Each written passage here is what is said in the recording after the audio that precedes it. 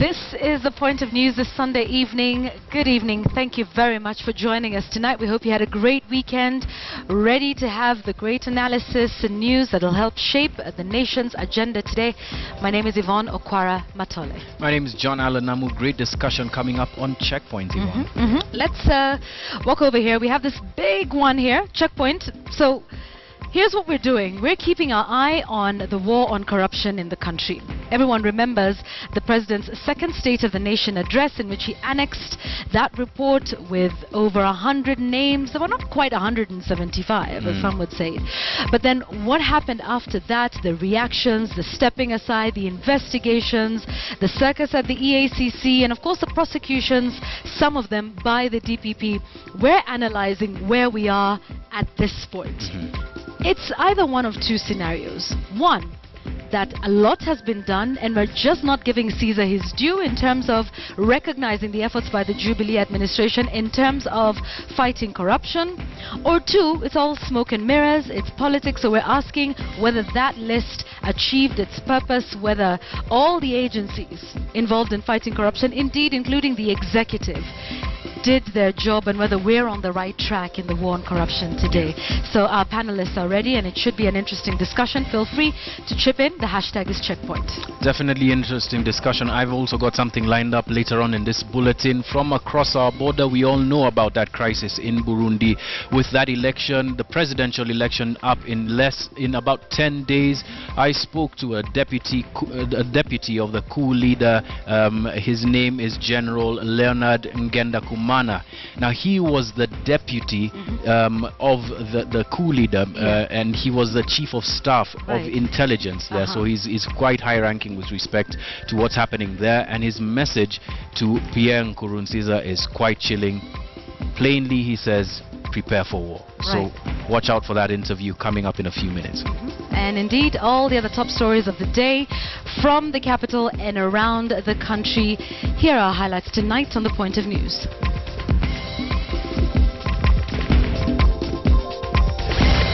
There is nothing to stop our members from continuing with the general strike. Wasituchokoze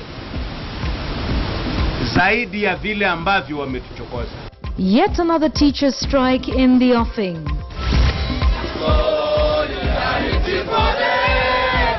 And the Kenya Ports Authority now evicts the sacked workers. This directive must be executed within the confines of the rule of law and natural justice. The operation continues as government warns that it must stay within the confines of the law. He must leave. And then that we are preparing to do it by force, by organizing a military force. And prepare for war. Burundi coup leader tells Nkurunziza.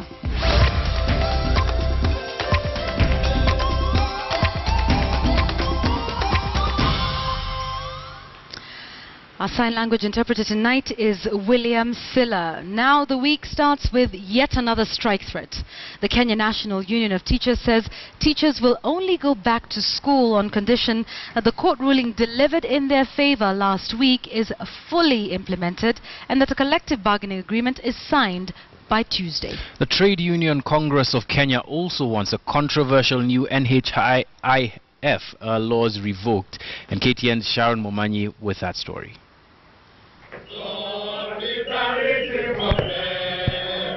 When the Employment and Labor Relations Court made the landmark ruling last week on teachers' grievances, it was assumed that the teachers' long-standing protest had ground to a halt. Only not. The government's resolve to appeal the ruling has once again poked the bear. This is a very rich ruling, 110 pages, carefully done by a competent judge. We are now aware that this matter is supposed to be taken to the Court of Appeal. We cannot be taken round in circles, years in, years out. The teachers want the collective bargaining agreement signed latest by Tuesday. They argue that the salary award by the court was a result of consensus because both parties agreed to have the industrial court judge conduct the mediation. But TSC has decried the lack of funds to implement the ruling, stating that an additional 70 billion shillings would be required, money they say has not been captured in the 2015-2016 budget. The argument that the increment was not factored in this year's budget is without merit because negotiations on the increment has been ongoing over the last 2 years. As early as January this year, the government was fully aware that the case was before the industrial court and that the court might grant the increment. The teachers' agitation calls for double trouble as workers across the country are also calling for the revoking of the new NHIF rates. Labour Court Judge Helen Wasilwa ordered that a strike called by the Trade Union Congress of Kenya officials over the rates be halted until the case before her is heard and determined. We are not going to rest until it is brought down substantially, until we negotiate. If we don't manage this, then even they will come with the NSSF and all manner of statutory deductions and reduce our workers to poor beggars. Sharma Manyi, KTN. The Kenya Ports Authority is evicting dock workers who were fired for leading protests against the NHIF rates. One of the 28 union officials was thrown out of their KPA housing even as two sections of the dock workers battle over whether or not the strike was illegal. Ashamwilu reports.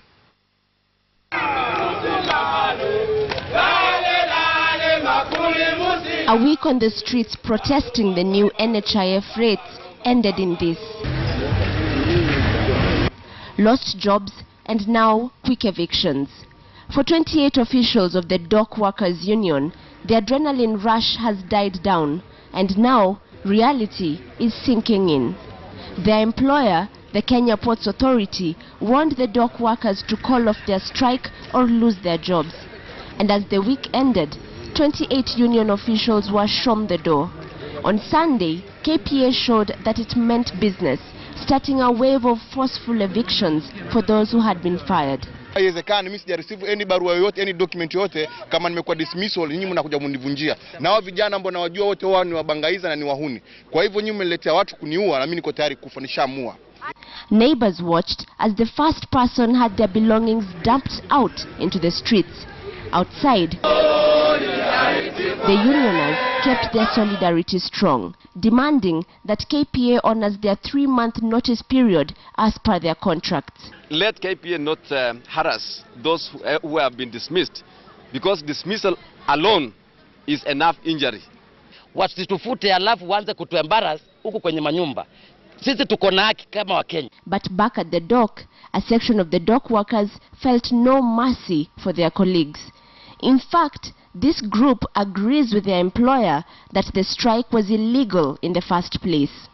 The splinter group claims that the Dock Workers Union is an affiliate of KOTU and not of the Trade Unions Congress of Kenya, which had called for this strike. Union ina incite workers waende wafikie hadi kushika HRM mashati. Hiyo ni kumpotezea mtu kazi wazi hivi tukiona. Hiyo union sasa imekosa mwelekeo kama ndugu yangu alivyosema. Lakini kama tutafuata constitution yetu vile inavyotu direct, hatungekuwa na hizo shida zote kupatia KPA hasara. These dock workers now want the entire Dock Workers Union reconstituted afresh. Tunamwambia Sangi hivi, ofisi mpaka sasa ishamalizika. Hakuna tena ofisi kwa sababu kama officials wote washafutwa kazi, it means na narudia, it means hatuna union tena. TUC Kenya, which had asked all trade unions to down their tools in protest of the new NHIF rates, has now called off the strike altogether. But even as the Trade Unions Congress waits for the court to arbitrate on the NHIF issue, for some of these dock workers, it appears that all that could be a little too late to save them from their employers' acts. Ashamwilu, KTN. The crackdown on illicit brew entered the third day today, with leaders in central Kenya and beyond stepping up the campaign against illicit liquor. Leaders, residents and police raided brew dens, poured illicit brew and destroyed storage tanks before setting them ablaze. KTN's Rita Tinina has the details. From Gatundu, Kigumo, Chuka to Nakuru, the crackdown on illicit brews continued following the directive by President Uhuru Kenyatta to leaders and police in central Kenya and Nairobi to crack down on illicit brews within 4 days, beginning last Friday. This directive must be executed within the confines of the rule of law and natural justice. As such, we do not expect to see unwarranted destruction of property or victimization of legitimate businesses. In Gatundu, even women armed themselves with pangas as residents prepared to raid brew factories. At Wamwangi Shopping Center, residents led by their Member of Parliament, Moses Kuria, descended on Pure Real Herbal Factory, the manufacturer of Mzizi opaque beer. Next stop was in Munyoini. Residents destroyed the Croton factory. Nothing was left to chance. What was left of the factory was set ablaze. Kuna vijana wengi walikuwa wamepotelea pombeni na sasa watarejea manyumbani. Watoto watazaliwa na wasichana wetu watapata kwa kuolewa. Mission accomplished. For the women, it called for celebration. In Karacho, police and residents raided this home, which doubled up as a brewing den. They recovered hundreds of liters of illicit brews, chemicals and brew-making machines. By the time they were done, everything had been destroyed. Some people thought it was politics. But when we went in there, even myself, I was shocked. Because it's nothing but a sewage in the name of an alcohol factory. In Kigumo constituency, the script was the same. Residents led by area MP Jamlek Kamau destroyed liquor dens in Mudithi and Kahombo. The crackdown on illicit brews has extended beyond the borders of the central Kenya region. In Chuka, residents raided a factory and destroyed dozens of crates of beer. Hizi pombe, hii ni sumu. Na hii sumu ndiyo imemaliza watu wetu, ndiyo imemaliza watoto wetu, ndiyo imemaliza familia, na tunataka kusema kwamba hii ikuwe mwanzo na mwisho. In Nakuru County, over 70 people suspected to be behind the manufacture of illicit brews were arrested. Over 500,000 liters of alcohol was destroyed in operations conducted by the Nakuru County Commissioner Mohammed Birik and Nakuru East MP David Gikaria in the past 3 days. So across the whole county, from Naivasha, from Gilgil, Subukia, Bahati, Molo and Njoro, substantial amount of progress has been achieved in the fight against these dreams of death. The distributors and the manufacturers are claiming that we are doing looting. Nobody is looting. And you can see nobody, we are not allowing anybody to come out of our place with carrying anything. We are insisting that those things that are not involving alcohol, just leave them aside. The 4-day deadline for leaders to crack down on illicit brews expires on Monday, and MPs, women representatives and senators will meet President Uhuru Kenyatta on Tuesday to report on the progress in the campaign against illicit brews. Rita Tinina, KTN. All right, we want to take you now to our exclusive story on KTN Weekend Prime tonight. The deputy of Burundi's former intelligence chief of staff and coup leader General Godefroid Niyombare is telling President Pierre Nkurunziza to prepare for war.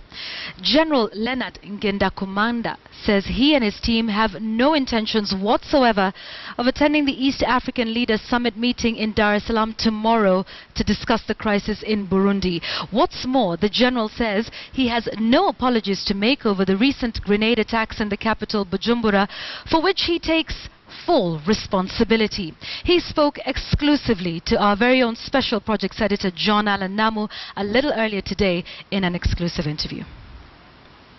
So what was the problem? Why do you think that you needed to have organized a coup, and how did you organize it? There was a need to organize that coup to make a change in the country, because the situation was very bad, and we have noticed that Mr. Nkurunziza and his team were leading the country in a situation of civil war, and we could not accept that our population, our country, is led into a civil war. But that didn't happen after May the 13th. What went wrong? It is not because Nkurunziza and his team were stronger than us.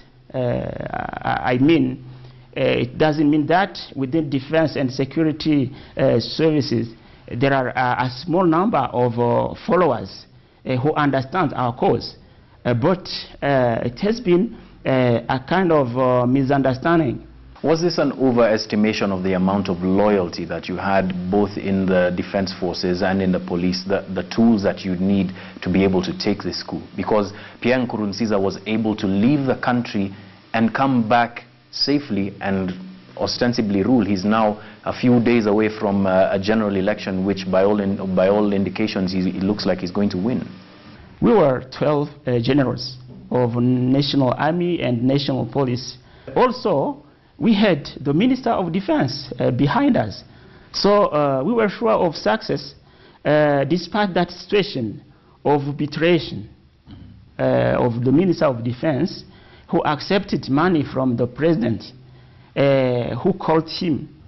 The Minister of Defense called the president when he was in Dar es Salaam, telling him that the coup was ongoing, and he negotiated money from the president. And when he got money, he gave counter orders, and that caused our fail. Pierre Nkurunziza claims a lot of loyalty, and to the world outside of Burundi, it seems that way. If a man is able to come back from the brink of a coup and still hold elections, we've just concluded parliamentary elections in Burundi. In 10-11 days, there's going to be a presidential election. That looks like to the rest of the world that this man is in control of the army. He's in control of the police. How confident are you that this isn't the case? How can you claim loyalty within defense and security forces when we have already 12 generals against you and a big number of colonels, senior officers? And I can tell you that when we were organizing that coup, that team was organizers, and we knew that behind us there might be followers within defense and security forces. Yes. General Niyombare has been fairly silent after the failed coup of 13th May. Where is he? Is he now the leader of the organization that would ostensibly like to go back into power? Yeah, where is he now? Of course, he's in the country. We are together. We're still fighting. Yes. Yes. He is in Burundi. Of course. There's a price on his head. It seems fairly unbelievable that he would be in the same country that he's being searched for. No, it is not true, because I came from Burundi, I left him there, and I'm still getting orders from him. All right. Yes. Tomorrow there are going to be discussions in Arusha with regard to what's happening in Burundi, trying to find an amicable solution as the date of the elections nears. Yes. Now we know that Pierre Nkurunziza and his government will not be attending those talks. Yes. Is General Niyombare sending any representatives? Are you going to be his representative at the talks, or are you done talking with the Nkurunziza government? First, let's tell you one thing. Mr. Nkurunziza was absent in the last summit. And if he's absent in the next summit, tomorrow's summit, it doesn't surprise me, because I know what is going on in the country. It's a plan of Nkurunziza, but mainly a plan of Adolf Shimirimana. They are engaged in a war, in a civil war, and based on ethnic divisions. And they want to engage also the region in that civil war based on ethnics, because they want to start by breaking the constitution, by breaking the Arusha reconciliation and peace agreement, because they want to keep them on the top of the management of the country, fearing of being judged internally or externally, because they've done so many crimes. They've done so many crimes, economically, human rights violations, and then they are protecting themselves. They found tactics to move their members, ruling party members and some others behind them, and they are trying to move towards an open war, an open civil war, just to find a way to protect themselves. But others, they don't know that. They don't know that, and they are following. But you're alive today, and the parliamentary... Yeah, fortunately. Yes, and yes. The parliamentary elections have just concluded, albeit with grenade attacks in different polling stations. Who was responsible for that? After we saw that we could not succeed our coup on 13 May, we found it was necessary to keep fighting so that we can push Nkurunziza to think, to keep thinking about what he's doing, and maybe to see if he can just resign and say, I cannot continue moving for the third term. But when we saw that he's not in the way of stopping, we organized ourselves so that we can keep fighting him. That's why all those actions ongoing in the country, we are behind them, and our intention is to intensify them until that Peter Nkurunziza understand that we are there to make him understand by force that he has to give up his third term. He doesn't look like he's going to give up that third term. Yeah. In fact, it's less than a fortnight away to that election. And you've said that you're going to intensify your efforts. What does that mean? Does that mean an open civil war in Burundi? We are obliged because, you see, from the time Nkurunziza and his party said it is only Nkurunziza that will represent us in next presidential elections, there have been protestations. There have been protestations in the streets, and then that was initiative of the population to make Nkurunziza understand that people don't want of his third term. And then after there have been initiatives of region, African Union, United Nations, foreign countries, other organizations, they related to Bujumbura to tell Nkurunziza, please don't go, don't continue moving to that term, because it's a problem for your society, for your community, for your country. But he refused. Third, you can see that the civil society, churches of Burundi, they did their best to advise Nkurunziza not to go for that term. He refused. So protesters, yes, instead of understanding their request, they've been killed, they've been massacred. So you can see what's next. The next is just to organize ourselves, just to resist, just to make Peter Nkurunziza understand that he must leave. And then that, yes, we are preparing to do it by force, by organizing a military force. Isn't there any other alternative to this? Because this is exact same reason why the Arusha talks took place all those years ago, that Burundi was able to emerge from that. Pierre Nkurunziza himself was called, I believe, that the negotiator, his nickname at that time at least. Isn't there any other alternative other than an open conflict in Burundi that could spill into years and years of conflict and deaths of hundreds of thousands of people? On my point of view, I think Nkurunziza is not ready to negotiate with anybody, because, you know, there have been a mediator in Burundi from United Nations.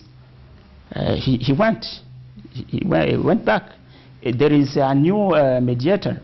He's doing nothing in Bujumbura because Nkurunziza and his followers, they refused to negotiate with the political parties, opposition, and others. They refused. So if they refuse to negotiate and they continue killing people, they continue doing what they want in the country. They violated the constitutions, they violated all laws in the country. So what next? What next? Do you think that there's ever going to be a day that you will return without there being a price on your head as there is now? I have to tell you that if you see me here, I'm only here for one purpose of this interview. Otherwise, I'm coming from Burundi. I let Godfrey Nyombare, Major General in Burundi. We are fighting within the country. We must be there, stay there until we succeed, until we reach our goal. Until they succeed, until they reach their goal.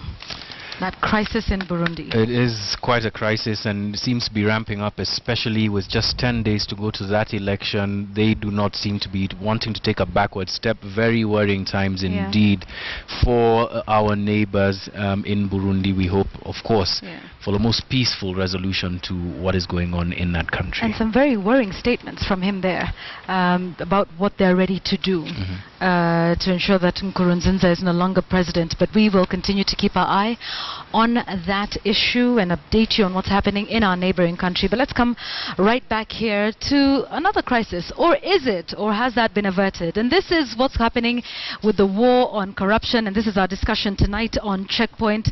So let's take stock of where and how far we have come since the President's second State of the Nation address, in which he focused heavily on corruption and our national values.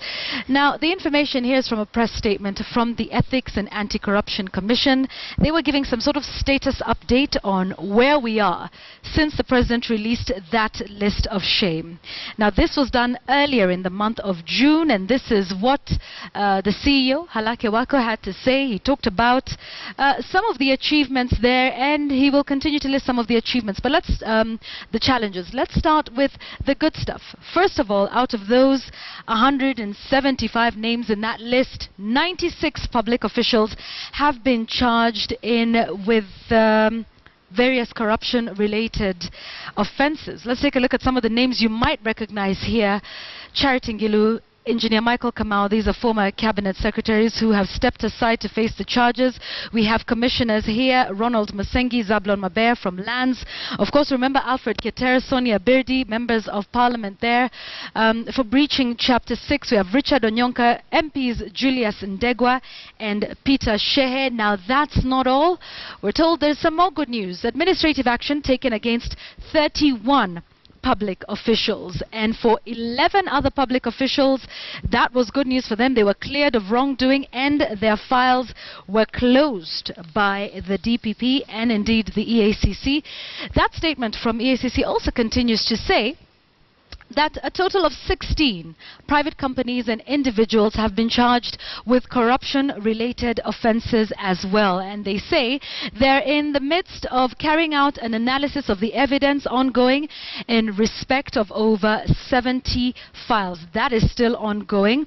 And the EACC Chief Executive Officer has promised to give the President an update every 4 weeks as required by law. And I just want to read you a little bit of that statement. It says, I further acknowledge the public desire for an expeditious conclusion to these investigations. However, I wish to reiterate that due to the complexity of some of the cases under investigation, coupled with the multi-jurisdictional nature in some instances, it behoves the Commission to ensure that it fully exhausts all investigative leads in order to fulfill its legal mandates. Let's take a look at something else. One of the biggest corruption scandals of our time, and that is the Anglo leasing scandal.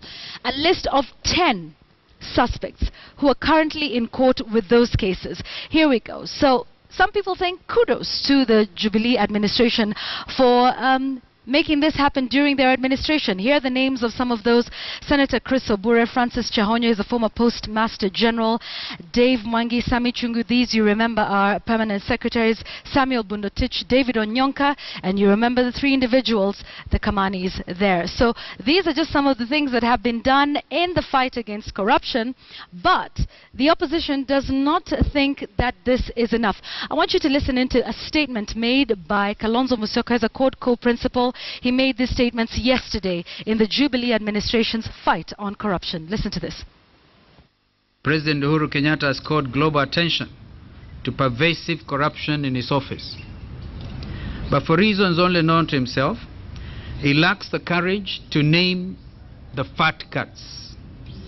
When a president is held hostage by an evil cabal of corruption cartels, the outcome would make Anglo-leasing and Gothenburg look like child play. It is a pity that statecraft and resources are being mobilized to insulate devolution CS Anne Waiguru from accountability on suspected shady dealings in our ministry, while at the same time unleashing dogs of war on peripheral courts, cabinet secretaries and other senior government actors on flimsy allegations of corruption. Let us make this point very clear. We will not drop the demand for Waiguru to either step down or be forced out of office to pave way for proper investigations into the award of tenders and jobs in a devolution docket. All right, so some of those peripheral ministers, one would imagine he's speaking about Charity Ngilu, for whom he showed support in court the other day when she was there to answer to her charges. So the question we're asking today on Checkpoint is, have we failed to recognize the efforts made by the Jubilee administration in the war on graft, or does more need to be done? Our panelists tonight, Atieno Ndomon, Jerry Thorne and Barack Maluka, your views are invited as well. The hashtag we're using is Checkpoint, the SMS number 22155. Perception versus reality in the fight against graft. Quite an interesting discussion, beg your pardon, to have here.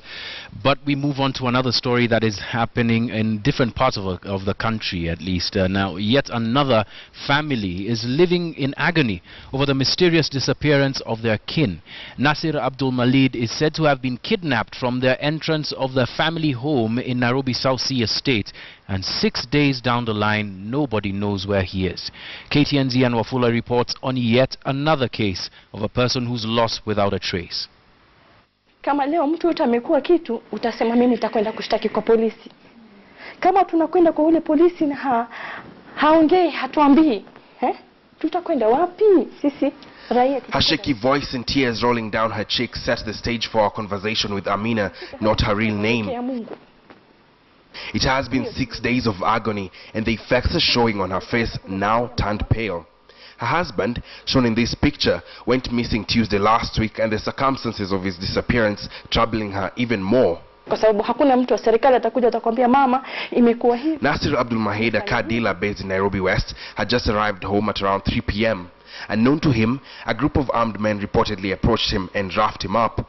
Attempts by Nasir's neighbors and friends to intervene saw the attackers allegedly withdraw their guns and threatened to shoot. And in the midst of the scuffle, they drove off with him. While wanaika binduki hivyo wakasema hao ni maaskari.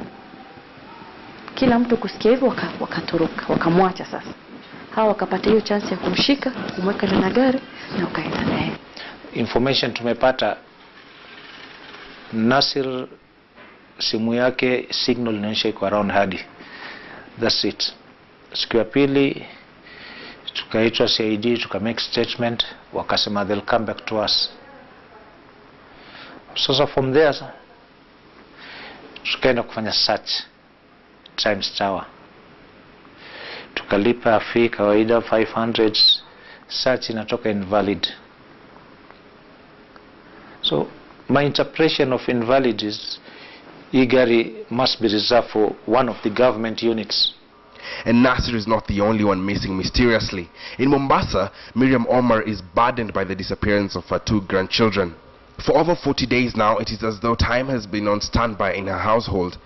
Fahad and Faiza both left the house on the same day but at different times. They never returned. Wapatani wateja tunataka kuwapigia simu hatuwapati. Sasa sisi kwa ufupi tunataka tu tuwajue watoto wetu wako wapi, na tunataka tuwajue uko hai ama vipi, ndio tuwajue. Kama wamewaona watuambie wako pale fulani, au hata kama wamekufa wameona watuambie. Both families have expressed their disappointment with the government, alleging laxity in investigating cases of missing persons.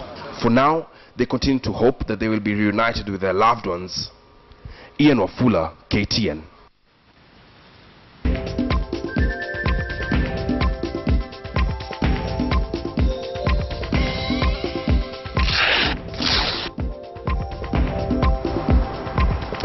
We're focusing our eye on the war on corruption in the country. What are the milestones? What are the challenges? How far do we need to go to win this war on corruption in the country, particularly after the president put it in the spotlight in March this year? My panel tonight, we have Njeri Thorne, who's a political communications consultant. Thank you. We have Barak Moluka, who's also a communications consultant. So today we're in good company. Atieno Ndomo is a governance expert. All faces you have seen on Checkpoint before. Keep your views coming in at KTN Kenya, at Yvonne Okwara, and at John Allen Namu. 22155 is the SMS number you can use as well. Njeri, let's start with you. How far have we come? What are some of the good things, and do you think we're not focusing on them enough? I think the first thing we need to realize is the Jubilee government is a victim of the skepticism that Kenyans have had with corruption or the fight against corruption, primarily due to the previous administrations, one that had the Grand Coalition and Raila and Kibaki in it, and they didn't fight corruption. So as a result, you'll find the populace is skeptical with regards to the fight in the first instance. But of course, what we can see from the list that you gave us, there's been 117 charges. And the beauty of it is that we've moved away from the culture of impunity, because you've got CSs on there, you've got commissioners on there, former PSs. There's nobody that is immune, there's nobody that is above the law, so the rule of law is clearly being applied there. Also, of course, the Anglo leasing scandal. I mean, that was masterminded in the Moi regime, and for decades it was ignored. So it's historical, it's epic that it's been brought to the forefront and people are being charged for it. So there is action that is being taken, but of course the opposition has focused on corruption as a PR tactic, of course, to sort of attack the government because they lack the knowledge of how devolution works and doesn't know how else to criticize, no alternative budget and so on. So they focus on corruption, of course, because that's what they also know. So there has been a lot of strides being made. There's been structural adjustments as well within the systems. The e-procurement system, which is not susceptible to any manipulation. Of course, now you can pay. Some would disagree, Jerry. Also you can pay for your land rates now digitally. You can pay for your passport fees digitally. So even Wanjiku knows that they can now get the services that they are entitled to at their prescribed prices, whether free or at a small charge. So of course we're fighting corruption. It's sensationalism, and we're aroused by negativity when it comes to the news. The news is also, the media is also very aware of that, to be honest. Yeah. Are we all negative, Atieno? And is the Jubilee administration a victim of the skepticism, as Njeri says? First of all, I don't carry a flag for the Jubilee government, so I will not, rush to be speaking on their behalf or saying that I understand. I can assess this from the point of view of a citizen who's very critical. I think a dose of skepticism is very healthy for citizens vis-a-vis what their government does. A lot of the skepticism that Kenyans would have about corruption is grounded in facts. I think we are very soft on corruption. In fact, I think we should speak more about economic crimes so that people start to get angered when you think about loss of public resources. I think we have to think about it in terms of the opportunity cost, for instance, in terms of lives. You have to think about, people who die in hospitals because public monies have been looted. You have to think in terms of children who die, who starve because public resources have been used for private use. So I think we have to be stronger in terms of, naming this for what it is. Many times when you read about the war on corruption, you think that we're being far too nice. It's abstract almost. It's as though we don't make the links. And I think government gets off too easy. Our duty as citizens is to always put government on its toes. Bringing charges is far from kind of people being held to account. I think as far as economic crimes go, we need to also hear that people have not only been charged, they have been prosecuted, they have returned the loot. I think I will be happy as a citizen the day I hear people have been accused, they have been charged, they have been prosecuted, and they have returned the wealth back. All right, Atieno, to be fair though, hasn't that process began with what we're seeing with 96 public officials being charged, administrative action taken against others? Can we at least not say that the war has begun and will probably proceed in the manner which you've just described? I wish I had more faith. I mean, for me, this thing has been so confusing. Why don't First, you start from the point of view, what's happened to the anti-corruption body? At the time when you should be waging the biggest war, you actually do not have what was supposed to be the constitutionally mandated body, which is supposed to be independent, which should have been leading this fight. So for me, there's huge questions there, and there's the biggest contradiction, that at the time when you're waging this war, you actually have a body that is limping, for reasons best known to the people who have made it limp. Secondly, we've seen this before. We've seen big names. In fact, for me, it was like a catwalk. You know, when you saw all these leaders marching to the EACC, all of them having their day in glory with the media, you know, highlighting and all of that, and then they all come out and they're all saying, I am innocent, we're being crucified. I don't know at what point as a citizen I'm supposed to feel like something is really being done. So it's a circus. There's been a big circus in town about corruption, and I'll just go back to what I said before. I will be happy and I will have faith as a citizen when I see actual action being taken, not these shenanigans, not these PR gimmicks. We have to see real action, and real action for me, as I said, has to be about real investigations. They have to meet the threshold of what real investigations are, so that if you put a case before the courts, it is a case that can stand and can be prosecuted. And in the end, the sort of recourse and redress you want to see for me has to end with monies that have been stolen, public monies that have been stolen have to be returned.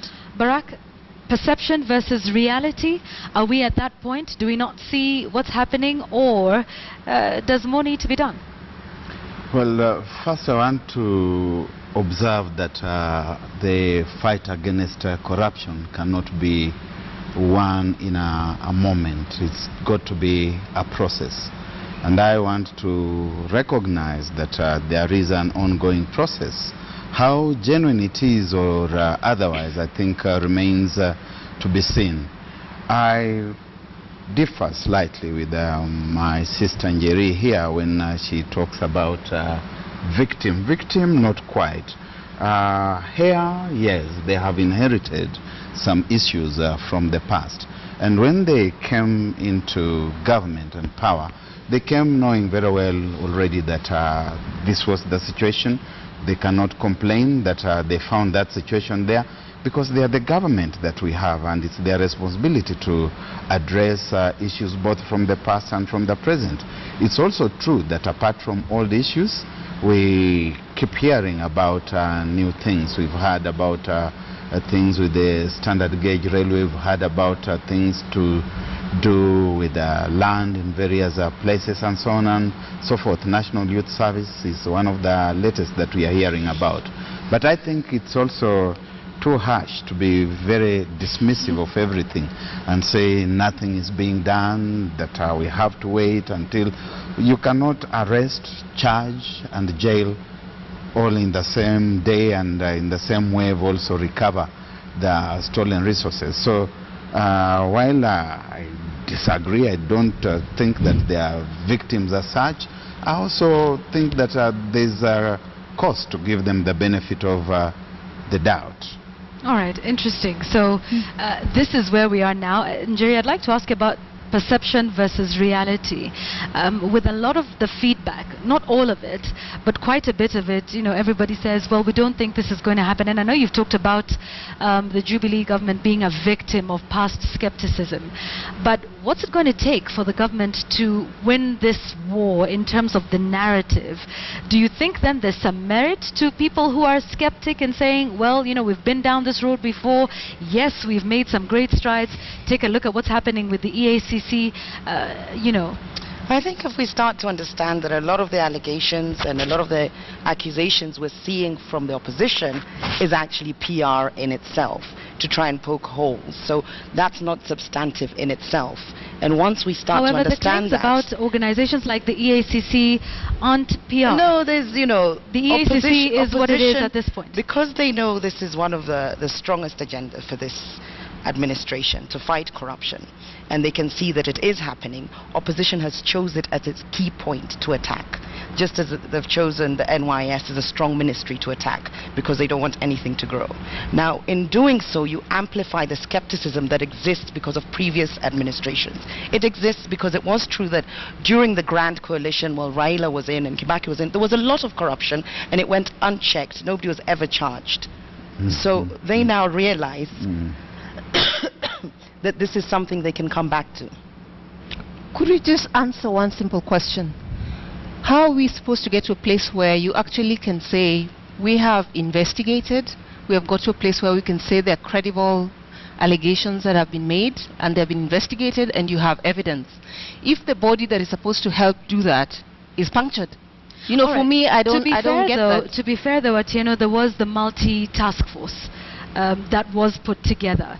It comprised the EACC, the DPP, the CID, and that is the body that has been conducting these investigations. Why do we create a constitutional body? And instead of empowering it, and the reason why, and I will harp on this constitutional body issue, the reason why many Kenyans wanted to correct a lot of wrongs, why we wanted to give a lot of officers independence, was to say you want them to be above political interference. You want them to not be looking behind their shoulders when they do their work. You want their ultimate loyalty to be about the public interest and, you know, to serve the citizens of this country. So it's not, you know, by default that people said we want a strong anti-corruption agency that's anchored in the Constitution, where the office holders have security of tenure, so that then they are cushioned from political interference. My feeling is that whatever processes we have put in place are not shielded from political interference. And corruption in this country is very much intertwined with political power. Jerry? I think you'll find it's that very independence of these institutions that is actually hindering a lot of the prosecutions, because it's not like the president can go to the judiciary and say, do X, Y, Z. We don't want him to do that. Exactly. We it's that very absolutely don't want him to do independence. that. So that goes to show the independence exists. So there's very little political interference. If there was, you would have seen a lot more of it in how these cases would be expedited, how fast it would be done, and so on. But So what there is if, that very what if independence. It EACC exists. commissioners In were fact, hounded it's a out of hindrance. office It's by the actually same... a hindrance. It's How actually did- a hindrance in the fight against how did corruption. the that EACC constitutionally he cannot commissioners interfere leave? with these independent All right. How did they leave? institutions. All right, ladies. How did we lose Momo Matemu? How did we lose Irene Absolutely. Kano? Yes, so there is some level of interference. Let's talk about, for example, the issue with Anne Waiguru, and we had the statement from State House, essentially the executive saying, you know, she has done nothing wrong and we don't believe she should step aside. Does that... Anne Waigoru's case is very interesting because she's a whistleblower in essence, in that she's highlighted something that is not good within her ministry. Instead of criticizing her, we should be lauding this, because a lot of no other ministers, no other CSs have actually called in the CID to investigate processes. So in the course of mainstreaming operations within her ministry, she realized that money was trying to be siphoned off, and she raised the flag. She got the CID onto it, and suddenly she was victimized. That's one narrative. The other narrative... What's the other narrative, Atieno? Well, we all read the newspapers. We all know the other narratives about... Which is? We have been told about companies that have, you know, won But tenders she was that flagging have... these things out. Yeah, but that's She was one... saying this is not right and we need to look into it. Instead of lauding that, instead of us cultivating a culture of allowing people to be open about what might not be going right in their ministry, we're victimizing it. Are we victimizing whistleblowers, against Atieno? corruption. No, no, no. We let Barack go and then... All right, Okay, anyway, I'm here in the middle of them, so... No, Barack. No, don't worry. We'll keep it civil. So not to worry. Now, first, something that Jerry has said, and which I keep hearing all the time, that whenever this conversation comes up, you keep on hearing about there was the NAC government, and there was Raila, there was Kibaki, so that we use those to stop any conversation and any interrogation of the current regime. What is usually not said is that there was also President Kenyatta who, among other things, served in the finance docket. So we need also to be addressing that there was even a Deputy President, William Ruto, who was also in that government, and that becomes a red herring. That said and done, I don't understand this narrative about Anne Waiguru. To be very truthful, I have followed, and I'm glad that Ndomo talks about the newspapers as the source, because that's the only source that I also have this far. I have not seen any other source, and I have tried for the love of me to understand where exactly she falls into this whole matter, because I've seen people saying she must resign. If she doesn't resign, she must be forced to resign. I have followed the narrative quite closely. I have seen this thing about the companies. I have seen that she in fact wrote to the CID asking that these companies should be investigated, that there were people who were dismissed as long ago as 2011, and that's but where remained in office. The government that Njeri is talking about comes into the picture. 2011, who was in charge? Mwai Kibaki, Raila Odinga, even Uhuru Kenyatta was the deputy prime minister. Deputy prime minister, they were all there. And so it cannot be Waiguru. I see that she has been a whistleblower, and I still would like to really see how she fits into this prison. Okay, I'd like us to hold that. Let's hold that thought for a moment. We want to take a short commercial break. We will be right back with more on our discussion, the war on graft and where we are headed with it. Keep your comments coming in. This is Checkpoint.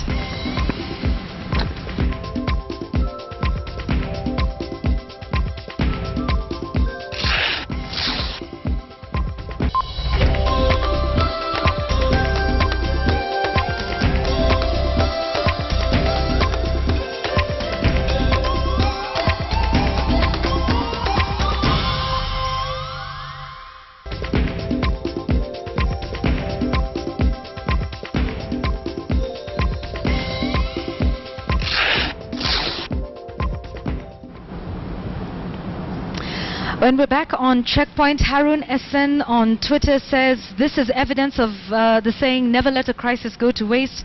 The opposition is playing politics with the war on corruption. Njeri, I'd just like to take it back to you and just talk about some of the issues that have been raised, not just by members of the opposition, but perhaps ordinary Mwananchi as well, about some of the challenges in the war on corruption, the EACC, for example, and the circus that surrounded that right after the president made this big announcement in the war on corruption. Some may say, well, you're not taking that into account, that there are challenges and that the opposition and indeed anybody else has a right to point out and say, okay, you're fighting corruption.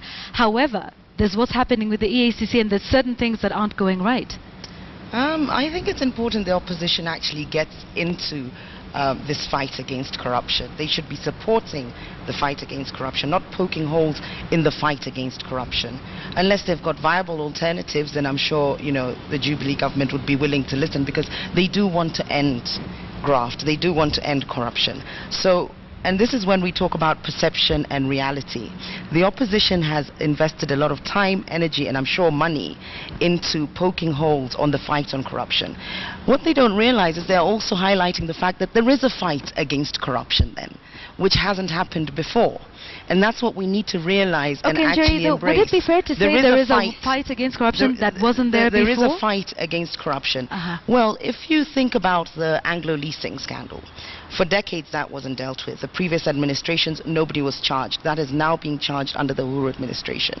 The fact that the executive ensured that all public officials that were named were actually suspended as well. Things like e-procurement, things like digital payments. And then, of course, he's now rallying up the different independent institutions that are charged with actually, whether it's investigating or prosecuting corruption, so from the DPP through to the EACC, the police, KRA, Auditor General, and so on. He's now rallying up their support. These were previously very aloof institutions, excuse my saying that, and weren't involved. So you can see there is a crusade against corruption, and the constant or the barrage of criticism is not helping, not for public perception. It creates a debilitating negativity within Njeri, the public shouldn't they as point well, out where there are challenges in the fight against there's corruption? no harm in pointing out challenges if you're coming to do that to help the fight against corruption. You have to understand, corruption goes further than within the political class or grand corruption. There's petty corruption.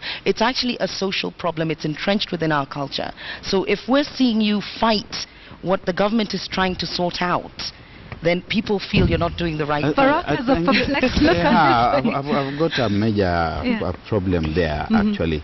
I think when it comes to the EACC in this whole effort, the Jubilee government has shot itself in the foot, clearly. That here is a president who comes to Parliament with a list. This list has come from the EACC, and then a few days later you are also through some kind of a convergence of effort, showing the commissioners the door, because they are supposed to be also deficient of integrity.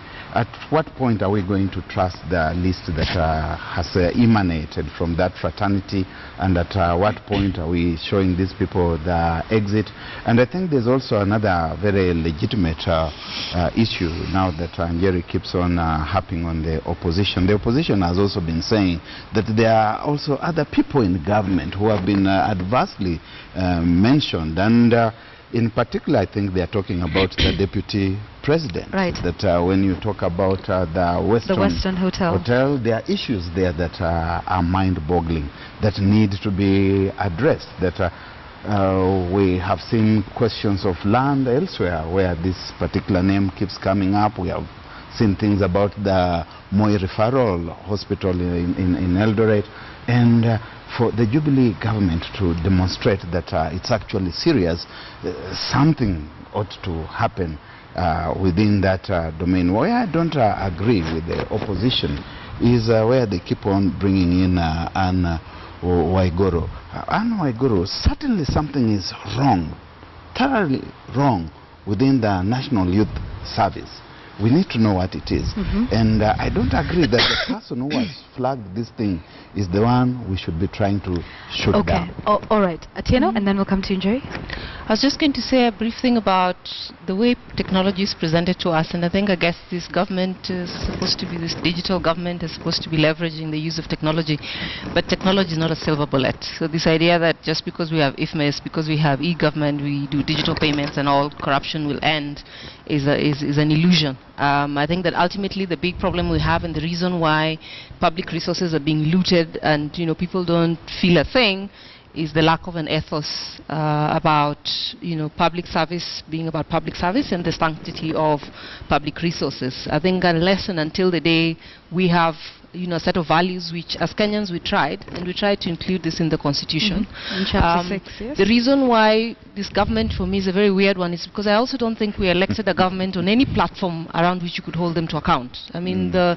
basis upon which this government rose to power is not anything around which a citizen could hold them to account. Certainly not on the platform of the new constitution. So they are not people who you can hold to account on the basis of the high values in chapter 6. All right. Which were really about also changing the way in which you manage public resources. I don't think we should criticize the citizenry on their electoral choices. I am a citizen. I don't elected. think that's fair. So I say this as a Kenyan citizen who feels that it's easier to hold a government to account if they were elected on a platform around a certain set of things. I am saying that I do not think I could hold this government to account on issues of accountability, on issues of the national values in chapter 6, because I don't think we elected them on any of those things. They ran or not, but they are in power and they are responsible for making sure that there is no corruption and our funds are being used efficiently. So whether they ran on that platform or not, absolutely, they are it, and all citizenry have a right to hold them to account. I think you're misunderstanding me. I would be expecting too much if I expected national values to be the thing that guides the way this government operates. I hope that is clear. They spoke about that. I think we had the presidential debates, and if I had right, President Kenyatta, at that time candidate, spoke against corruption. He said he was going to fight corruption. He was asked how he would go transparency, about it, accountability. He spoke about it. Some of those pillars there? The clarion call, the mantra, and all that. So I think... do you want me to elaborate further? Because we all live in this country. Even at the time when we were pushing for this constitution, we know the people who stood up for it and know people who didn't. In the end, we elected people who did not stand for it. But in the end, we are all governed by the same constitution, whether we voted for it or not, or supported it or not, some would say. Absolutely, but otherwise I would get very worried, because it's like we are saying that we just have to stay put and wait for 5 years. I'd like to point out some of those issues. One moment. Indeed, the opposition has been calling for the stepping aside of the deputy president. He has himself admitted to having interests, that's what he called it, on national television, interests in Western. We all know there is something that didn't go right in Western. We cannot say what exactly. Why shouldn't the deputy president step aside, for example, to show commitment? He's an elected official, as opposed to an appointed official. So there would be slightly different rules governing that. He hasn't been appointed, he's been elected. Secondly, to be fair though, the deputy president was not elected. We elected the president. Alongside, well, okay, it's a contentious point, probably ambiguous. Did we elect him or was he appointed? Because some people would have elected or voted for the president on the basis that he is running with the deputy. But his name was not on the ballot. Okay, that's a good one. But I would say in terms of, it's very contentious, but I feel he was more elected than appointed. Yes, but there are grounds nonetheless. Yeah, are there grounds though? I think once investigations are carried out, and there's sufficient evidence to suggest that further investigations need to go on. There can be no better evidence than when he says... Than when he says, I have interests in Western. The counter-argument also is that with the list of 175, there were allegations, not necessarily investigations, and the president asked. But the allegations had grounds, substantial grounds, to push them further. Are there no substantial grounds with the deputy president? Well, clearly not at the moment. You don't believe so? Until there are some, he is innocent until proven guilty. It's also very hard when you have this picking and choosing.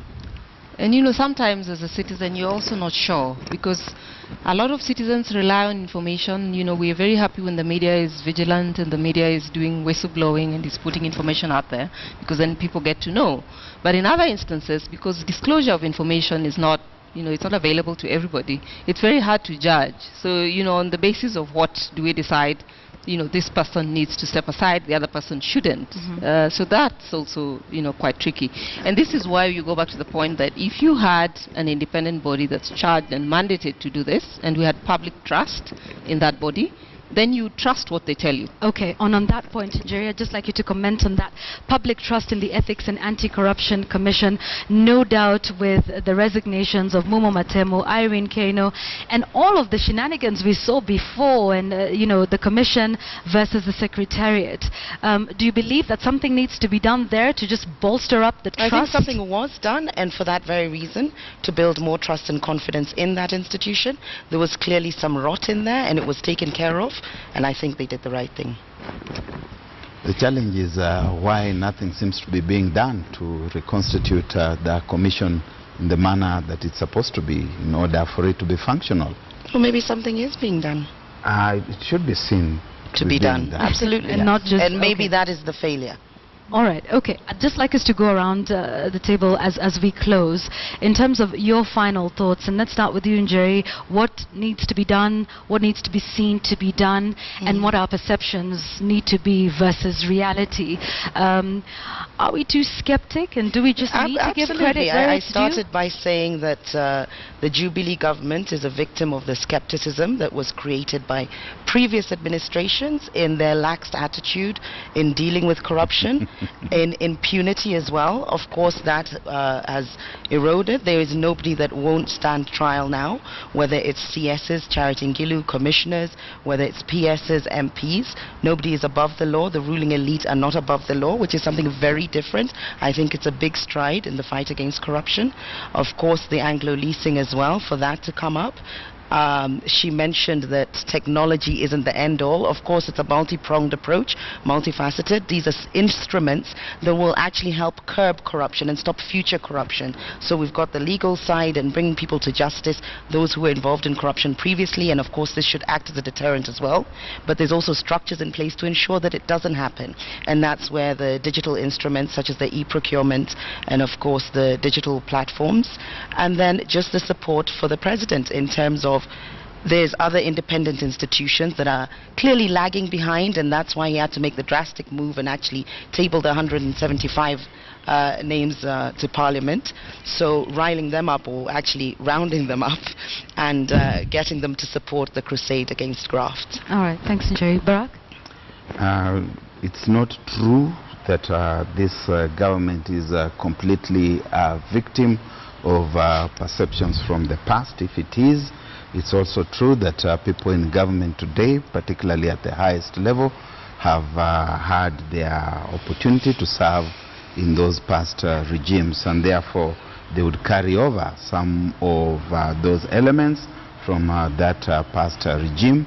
It is disturbing that the deputy president seems to be featured almost everywhere, where there are allegations of corruption, and there's need for the government to do something to distance itself from that. That notwithstanding, I think something has been seen to be done. Even the fact that government itself today acknowledges that there are issues of corruption. We've come from a dispensation where government denied completely in the past that there was nothing of that kind happening. It is not true, as my sister here would want us to believe, that absolutely nothing is happening. It cannot be done in one moment. But the government, which enjoys a lot of favor from my neighbor here, has got issues of credibility which it must address. All right. Atieno, are we being too skeptic, and should we give Caesar his due?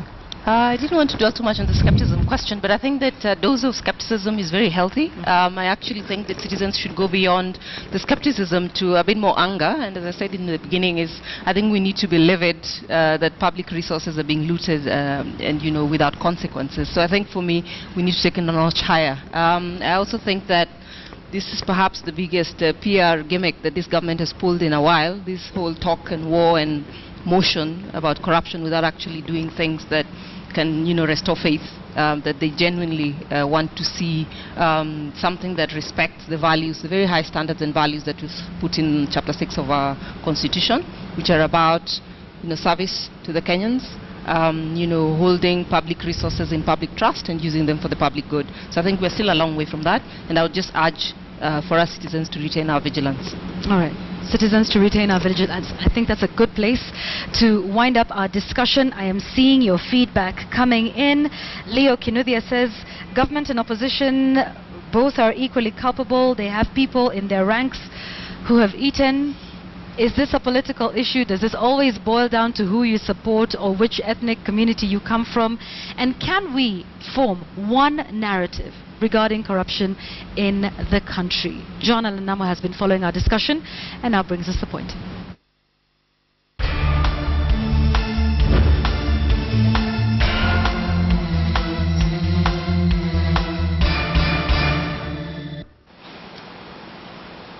This is indeed a discussion that has been going for a long time in this country, and whether we'll be able to resolve corruption in our time is perhaps the existential question. And first, we need to ask ourselves about corruption in government. Is it systemic? Why is it that we keep on talking about corruption and the same kinds of corruption, especially, that have survived 3 governments and are impeding the actions of a 4th? What is it about the corruption within the state that is so persistent that we are still talking about it in many ways, the same ways that we did in 1963 to 2015? Secondly, what are the facts about the fight against graft? There has to be some acknowledgement of what the Jubilee government is doing with respect to corruption. There are arrests that have been made. There are prosecutions that will perhaps proceed, especially in recent times. And there are things that have been done with respect to trying to curtail corruption at those transactional points within government. For instance, digitizing, as Jerry Thorne mentioned. But what is the end game? Have we seen corruption cases being pursued to the very end, with people being put in jail or asked to return funds or facing some sort of a penalty because of the corruption that they were engaged in? And that perhaps is why a lot of the skepticism that the public has is informed by what has happened in the past. Is the past prelude when it comes to corruption? But finally, if corruption in government is persistent, even malignant, as people have suggested, then corruption within society is just as persistent. The nexus between government and state corruption and corruption within the public is important to note, because the state is the biggest agent in the fight or the pursuit of corruption. But we have to be able to admit at some point that corruption affects us and is permeated and is perpetuated rather by us at home. A survey done by ipaidAbribe.co.ke found out that the average amount of money that is paid for a bribe in Kenya today is 6,000 shillings. That hardly sounds like the amount of money that would be paid for a government tender to be able to grease some wheels within government and the grand corruption that we talk about. Corruption is now at the minuscule level. It is right down to the citizen with respect to what's happening. And great examples are playing out right in front of us with the fight against illicit alcohol, with the fight against terrorism. In many other spheres of life in Kenya, there are examples to point at the fact that it's no longer just a governmental problem, it's a problem that we must all face. And that, this evening, is the point.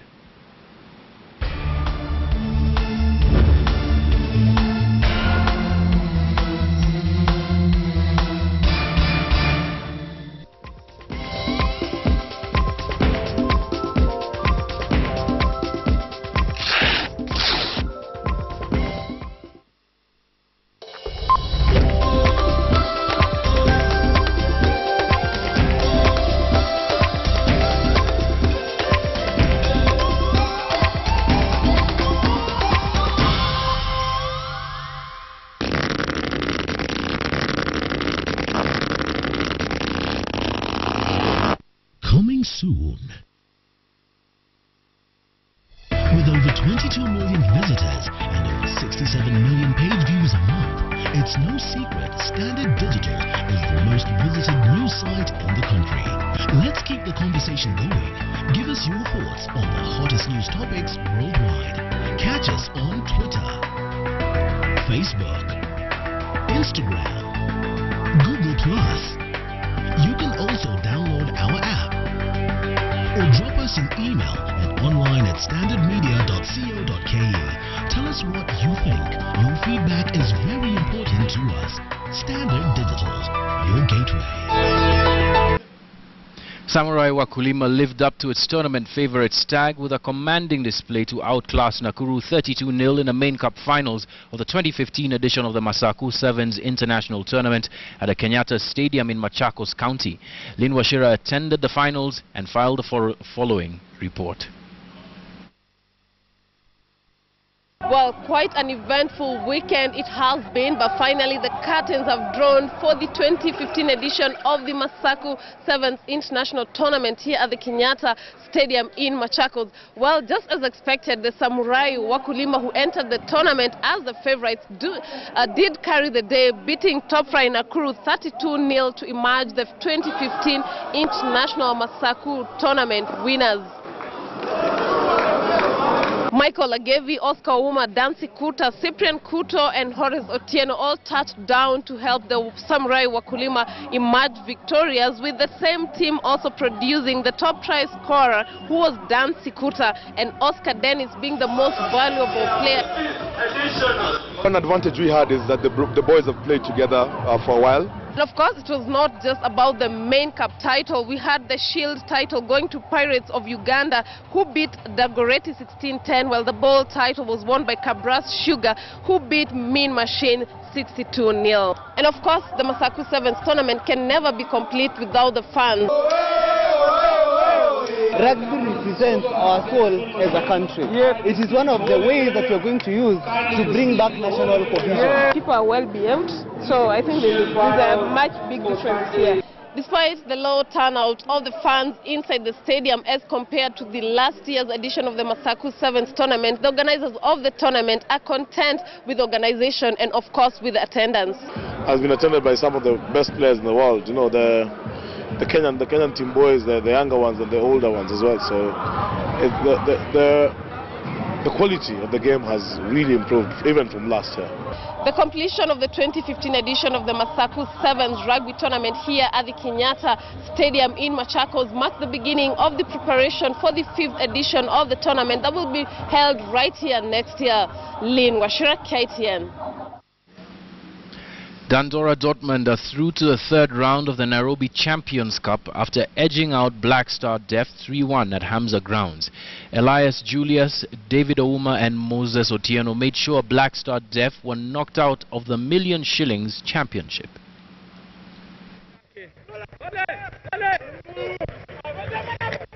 The Million Shillings Championship is now entering its penultimate stages, with Dandora Dortmund sailing into the third round thanks to a 3-1 win over Black Star Def. Cambry needed post-match penalties to edge out Nairobi Water 4-3. The two teams had played each other to a 1-1 draw. Gor Mahia Youth were the other winners, edging out Ligindogo 2-1 in the third match played at the same venue. On Saturday, Huruma Cranes advanced to the third round of the Nairobi Championships Cup after pipping Nairobi County League side Kangemi Young Talents 2-0. The match was played at Ziwani Grounds. And I think this is where our youngsters are enjoying to come back again and play football. Most of them are very young. The guys behind us, as you can see, are very young. Is how organized we can be. And this is, I think, for me, the highlight of this tournament. Spitfire from Moi Air Base beat University of Nairobi's Tandaza 4-3 on post-match penalties after their match ended in a goalless draw. Hassan Juma, KTN Sports. Pirates and the Dashboard won the South Coast Touch Rugby Tournament, while Top Deck finished second in the championship that attracted over 10 teams from the county. The event was used as a springboard for sports tourism. For the first time, Coastal Schools Touch Rugby seems to have taken the center stage during this weekend's championship. 6 teams participate in a round-robin basis to get the top 4 that will then qualify for the knockout stages of the championship. In the school's girls category, Inoro upset all their opponents to claim the day's bragging rights as Mafikizolo and Shosholoza posted 2 wins to settle for second place, with Taraja sealing the top 4 despite winning only 1 match. The organizers hope the tournament will attract more girls into the sport, which intends to spread its tentacles to other areas. Hii ni dhihirisho kwamba Diani Beach iko tayari kushughulikia masuala yake ya utalii kama ilivyokuwa zamani. Tuna uwezo wa kusimamia masuala kama ya half marathon, tuna uwezo wa kusimamia masuala ya cricket. In the men's championship, the Bowler Pumas extended their unbeaten run in the preliminary stages by beating all its opponents to top Pool C, where they were closely followed by Kenyatta University Mombasa, who fell just 3 points shy of finishing at the summit of Pool A. The championship was organized at 40 Thieves in Diani. Hassan Juma, KTN Sports. Alright, so we're taking a look at your feedback, including reminding Alan Namu speak English once in a while. No, those things happen, eh? They happen today sometimes. Your tongue was a little no, it was it was on holiday. Yes, or holiday. Or holiday, if you'd like it. Anyway, let's take a look at what you had to say regarding our conversation tonight on Checkpoint. Matthew says, in comparison to other regimes, Jubilee is actually fighting corruption, albeit with some hiccups. Kingsley Ndiawa says, so if the opposition keeps the government in check, it's PR, so they should be cheerleaders? Views on opposite sides, as happens with a discussion such as this one. Definitely. Solomon Ambuku says, citizens should get livid, raid the perpetrators and repossess the stolen loot like they destroy liquor. And Abu Ul says, there's a cult of ignorance and the road to corruption and tyranny begins with the destruction of the truth. Interesting points of view here. Right. Yeah. Muthiani says, if we had vetted all of them, maybe corruption would be less politicized. Well, we did vet our cabinet secretaries. Yes. And our principal secretaries. Yes. Just the elected ones. And there is Chapter 6 and there is Chapter 6. That's probably coming into effect when we see Alfred Keter and Sonia Birdi being charged in court. Those are your views.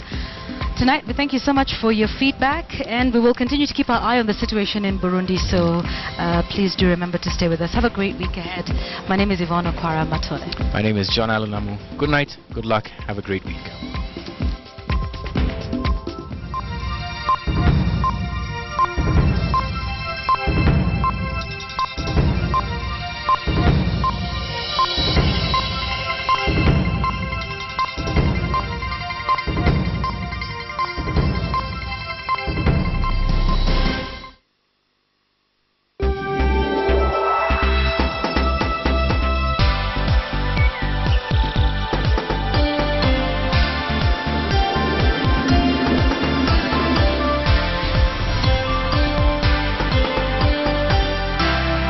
This is KTN. Welcome home.